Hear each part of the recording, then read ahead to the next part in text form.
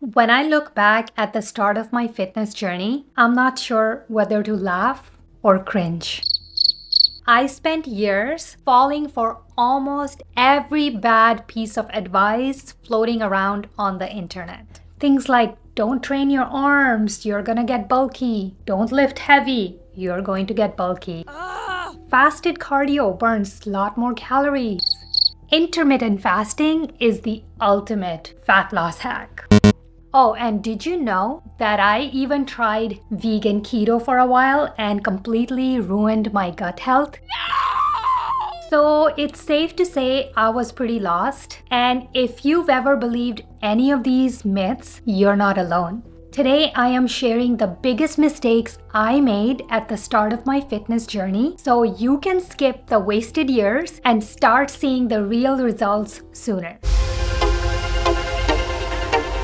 So the number one mistake I made was following random fitness influencers' workouts online. When I first started working out, I would copy all the workouts that all these influencers were putting out online. I would save them in my Instagram reels and I will take those workouts with me to the gym and I would just randomly go through every workout each week and do them because I figured, hey, if these fitness influencers look the way they look from the workouts that they're putting out there, I'm definitely going to look like them if I do the exact same workouts. But here's what I've learned as a trainer and through my own fitness journey. Most of these influencers didn't get their physique from doing all these random workouts they're posting online. A lot of it comes down to genetics, bone structure, muscle insertions, and the body's proportions. These are the things you can't change no matter how you train. Genetics influence how easily you can put on muscle mass, where your body stores fat, how full or defined your muscles look, and the width of your shoulders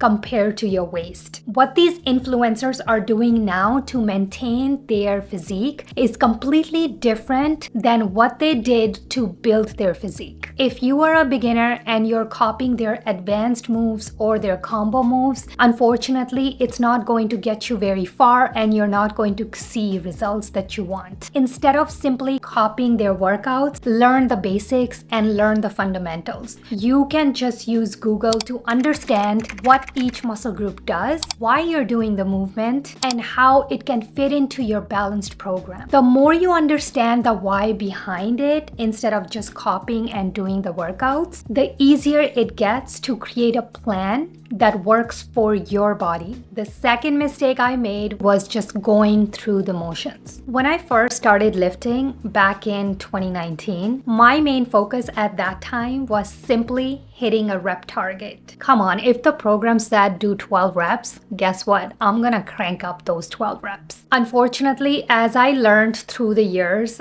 as a trainer and after training and witnessing many women at the gym, most of us go through the motions. We are all trying to just rush through the process and hit a certain target rep range. And that's extremely common among women. What most of us don't pay attention to is our form, muscle activation, or the intensity. The truth is, muscle growth actually comes from training close to failure. That simply means about 1 to 2 reps shy from hitting failure. And that takes intentional effort, the right amount of weight you're lifting, and of course, the experience. You don't need to do endless amounts of exercises to get the benefits. For most people, 5 to 10 hard sets per muscle group each week are more than enough. You can spread that across between 1 to 3 exercises per muscle group, and about 4 to 6 total exercises for a workout is plenty. That is if you are training with proper intensity. It's not about doing more, it's about doing better. And the third mistake that kind of pretty much aligns with my previous point is not understanding progressive overload and not tracking my workouts. When I first started lifting, I wasn't tracking anything. As I said, I was just going through the motions, doing random workouts week after week. But here's the thing, if you don't know what you lifted last week, how do you expect to progress with that exercise or that workout the following week? And how will you ever know if you're improving? overloading from previous week. And progressive overload is simply not just adding about endless amount of weight week after week, because that's what most people make it sound like. Progressive overload can also mean, let's say, for example, on week 1, you picked a weight and you did 6 repetitions with that weight. That's pretty close to failure. On following week, you're sticking to the same exercise, but now you're going to try to hit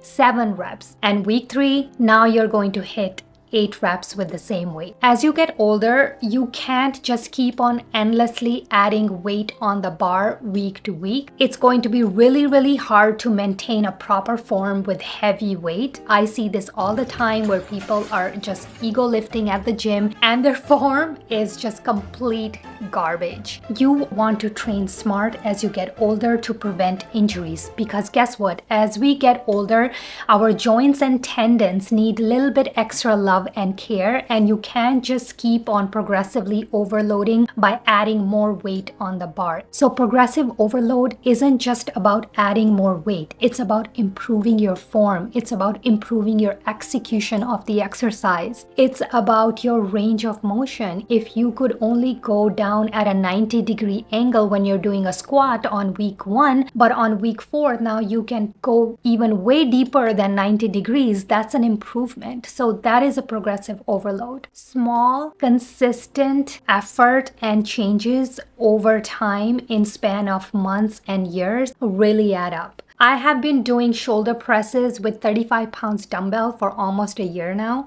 When I started, I could only do 4 reps with that weight. Over this entire year, now I can get up to 8 or 9 reps if I'm really well rested the night before. So I haven't been able to increase the weight on my shoulder press for a long time, but it doesn't mean that I haven't made progress. I have improved my reps. I have gone up from 4 reps to 9 reps now, and my execution of this exercise is much better when I started lifting with 35 pounds dumbbells. 4th mistake I made was not taking my rest seriously.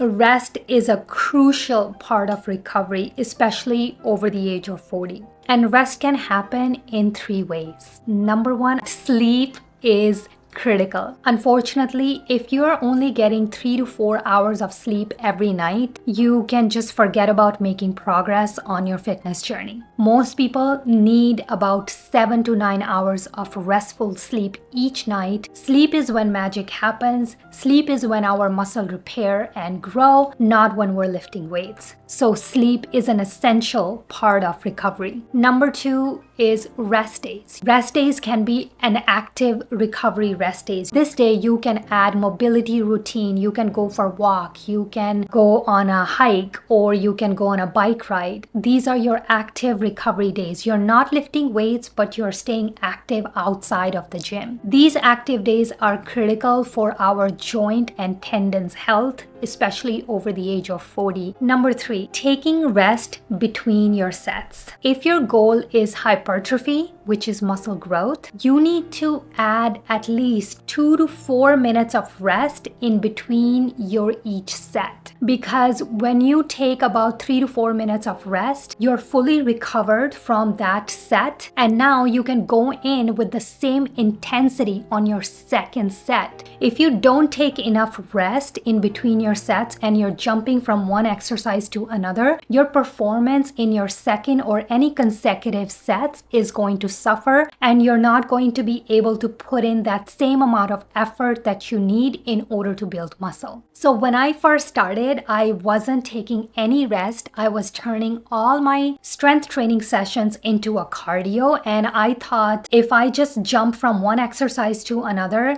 I am burning more calories. And that's not the purpose of strength training. We are not lifting weights to burn calories. We are lifting weights to build muscle. 5th mistake I made was I was ignoring my protein intake. This is one of those things that I have so much regret of in my fitness journey. When I went vegan, I dove headfirst into the whole foods plant-based community. And just like everyone else on Whole Foods plant-based community said, you don't need to worry about protein. All plants have protein. We get enough protein from eating plants. Guys, I cannot tell you how bad of an advice that is, especially if you're trying to change your body composition by building lean muscle mass. When I first started tracking my protein back in 2022, I noticed I was only getting maybe 50 to 60 grams of protein a day.